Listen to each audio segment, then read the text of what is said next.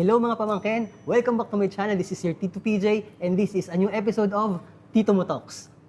Dito na sa Tito Mo Talks.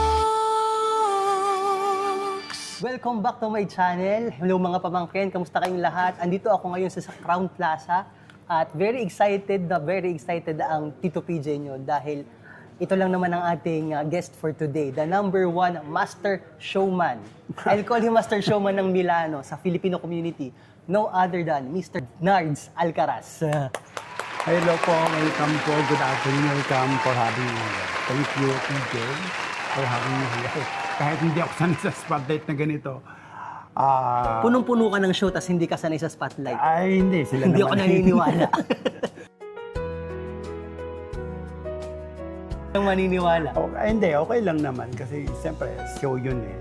Normal lang na magiging ano tayo doon. Siyempre, lagi kang in. Kumbaga, sa lahat ng events, dapat i-hands-on ka. Okay, madam. Bago ang lahat, kamusta ka muna? I'm very much okay. Kahit Kamusta? medyo nagkakaedad na, sabi nga. Nagkakaedad na ang lola mo. Grabe, totoo, no? Ilang taon na ang nakalipas, Diyos Correct. ko. So, ilang taon ka noon na tayo napasok ka pa dito noon. Napasok pa ako sa school. Correct. Imagine. So, by that, mariano nyo kung ilang taon na ako ngayon. Oh, grabe, no? Pero, kamusta ang trabaho? Kamusta ka ngayon sa... Ang trabaho ko naman is okay naman. Di ba dati, siyempre, nag-umpisa tayo sa, siyempre, chimney, mga Chimney. No, sorry, no offense me, Wait. pero I love the work. Doon ako nagkabuhay. Baka Doon ako nakasuportahan ng marami. Doon ako Teka lang, baka nakasuportahan. kasi hindi nila naiintindihan ang ating Mga lengwa. Yun po ay lingwa Ng ng mga... pamangkin. Mga pamangkin, yung mga panahon kasi namin, ang tawag sa mga domestic helper, sabihin na natin, sa ibang mga trabaho natin dito sa Milano, ang tawag ay Chimney. chimney dahil chimney daw. Yun naman biro-biro Lang na, ng, pero off the record na po yun mamaya. Sorry po, yun para wala lang namin mga... So, Mama Nards, I'll call you Mama Nards kasi Mama Nards po talaga ang tawag ko sa kanya. Pero bago ka naging Mama Nards, si Leonardo Alcaraz. Pwede natin sabihin ito. Sinabi mo pa. Yung si Leonardo Alcaraz. Paano si Leonardo Alcaraz kung bata? Sa Pilipinas, wala pa dito. Anong ginagawa ni Siyempre, Leonardo Alcaraz? naghahanap- Leonardo ba o Leandro? Leonardo. So, siyempre mahirap ang buhay. Magtitinda ka naman kung ano-anong kakanin para lang makapag-aral. Tapos Nagtakatakboy ka ba? yes, nagtakatak ako Ikaw, talaga. naalala ko yung kwento mo ata nung Oo. bata kami na nagtakatakboy ka sa Nagtakatakboy ako sa istasyon kung saan-saan. ng Lipa. Pasabit-sabit sa tricycle, magtatakatak para lang makapasok ng high school. Okay. And then, finally, Ikwento mo yung ano, may napapunta nag-adapt ko, sa'yo, yun, diba? napapunta ko doon sa isang mayaman na pamilya. So, tinuring nila kung ano, kaya ako nakapaglasal. It's because of Wow. them. So, baga, sa Lasal lang naman. I'm working with them, pero pinaaral nila ako sa Lasal. oh, pero Kaya sa Lasal siya nag-aral. Take Yun. note, Lasal. Lasal ako nag-aaral. Lasal Kahit Lipa, pa di ba? paano, Lasal Lipa. Yun. Tapos, ng high school. Ng college at saka... College, anong course mo ng college, Mama Nards? Commerce Business Management. Okay. Tapos, Tinapos mo naman yan. tapos, nagtrabaho pa ako sa Cocobank. Wow. So, 2 taon ako sa Grabe, from Cocobank. takatakboy, nakapag-Cocobank ka, no? Cocobank, tapos nagtrabaho din ako sa DTI Lipa, Batangas Okay. office. So, 6 months ako doon kasi contractual.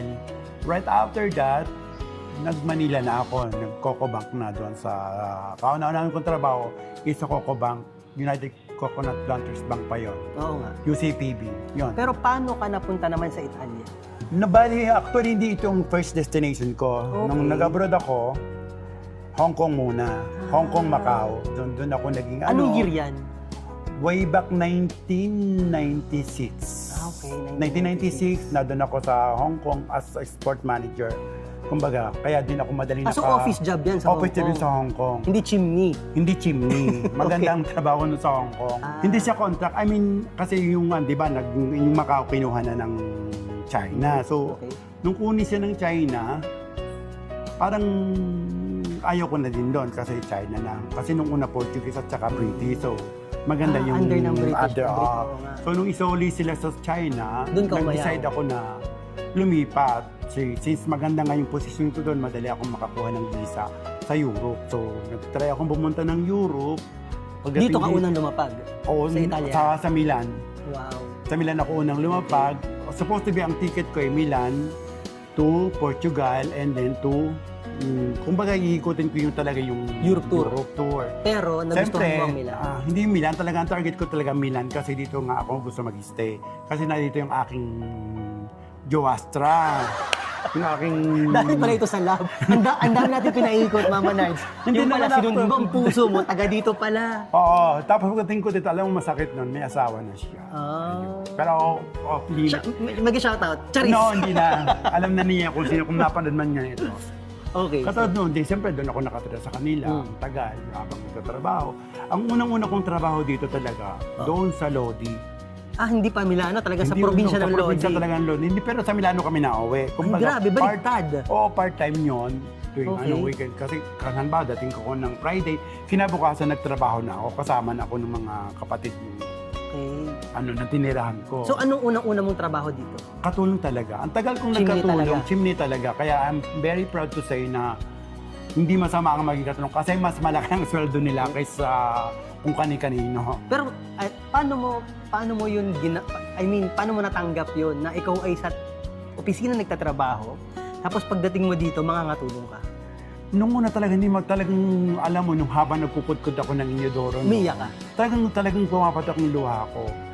Kasi siyempre, tayo mga bakla, mataas yung pride natin, talagang gusto natin, may patunayan tayo. Hindi tayo uuwi ng luhaan. Yun lagi ang aking, kumbaga, nandito na ako, panindigan ko. Kasi sabi nga, when you are in Rome, do what the Romans do.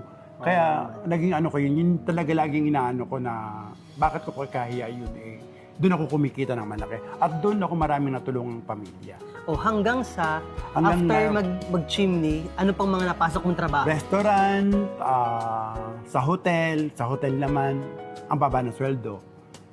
Kaya bumalik ulit ako ng bahay. Kung baga, pauli-uli, nagpunta din ako ng Monaco. Lahat talaga ginawa mo? Lahat talaga ginawa ko. Ibig sabihin, maliit ang sweldo, kaya ka napapasok sa event organizing? Nung panahon, kahit nung nasa Hong Kong pa naman ako noon, talagang mahilig ka na sa events? Active na ako. Kahit ako ay college, actually ako nga nang salasal ng ang tawag nga nun sa amin.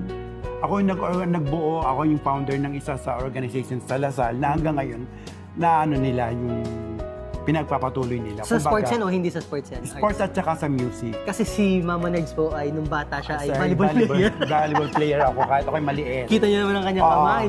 Maliit ako pero nung una hindi pa yung mga libero. Ang tawag sa amin, stopper. Stopper. Libero Spiker, stopper. Yung mga gano'n. Oo nga, nung bata ako yun ang tawag. Correct yung tawag, stopper noon. Yung pala libero na ngayon. Libero na ngayon. So, yung pag-organize mo ng event, saan mo yan natutunan? Ewan ko, bigla na lang. Natural sa'yo yan, innate sa'yo yan. Na-develop ko lang din talaga na meron pala din akong ganung talent. I mean, talent na yung marunong ka magpasunod, yung kumbaga may... Naalala mo ba yung unang-una mong event na pinut up dito sa Milan? Yung kay Sarah Geronimo. Nangilabot ako. Kay Sarah Geronimo na concert. Alam niyo kung bakit ako nangilabot? Kasi yun ang para sa akin yun ang kaisa-isang successful na concert na nakita ko. Sa Milan. Sa Milan. Sa Europe, rather.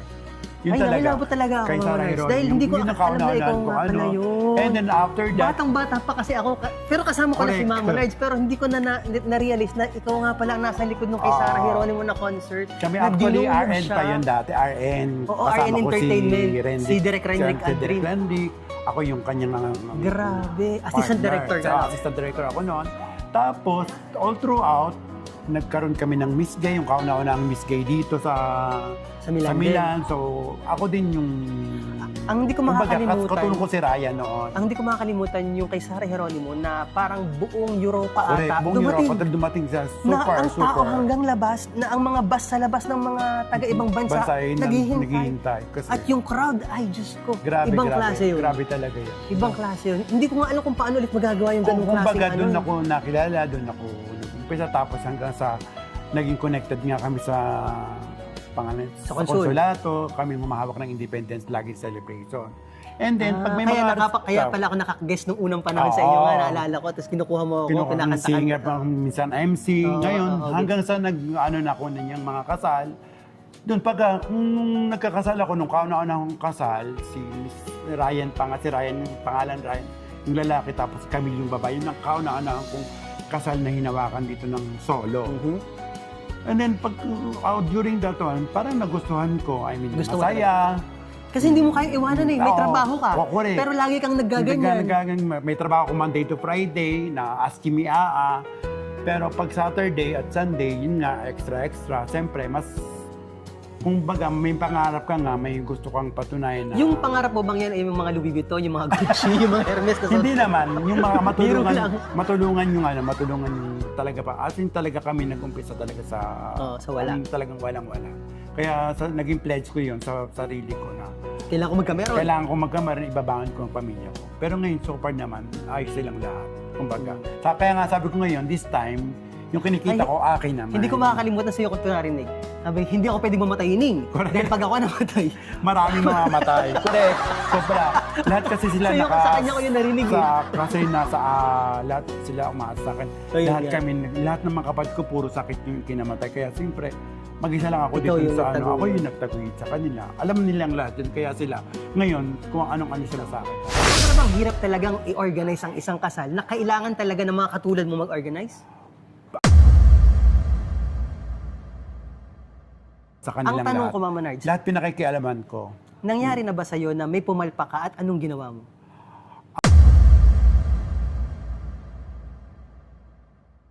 So, Mama Nards, ito nga, no? Stress na stress talaga yung trabaho mo. Napaka-stress. Pero bakit pinasok mo pa pati ang pagpuproduce ng mga palabas dito sa